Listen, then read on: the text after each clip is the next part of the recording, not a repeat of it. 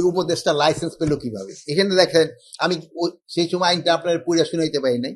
এখন আমি এই আইনের একটু অংশ পড়ে শুনে হয়তো আপনাদের সবাই ক্লিয়ার হবে, একটু মনোযোগ দিয়ে শুনে। নিম্নে বর্ণিত পদধারী ব্যক্তিবর্গের লাইসেন্স প্রাপ্তির জন্য নির্ধারিত আয়কর পরিশোধের বাধ্যবাধকতা থাকবে না।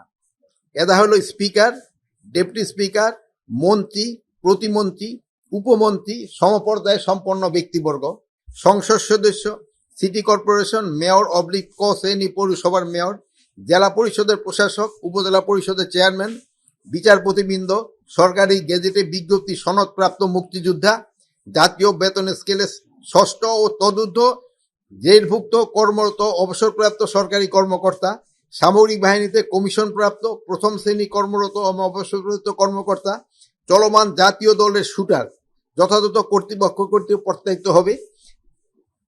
তারপরে শিল্প, সাহিত্য, সাংস্কৃতিক, ক্রিয়া, বিজ্ঞান, গবেষণা ইত্যাদি ক্ষেত্রে জাতীয় পর্যায়ে অবদানের স্বীকৃতিপ্রাপ্ত বা স্বরাষ্ট্র মন্ত্রণালয় কর্তৃক অনুমোদিত কোন বিশিষ্ট ব্যক্তি।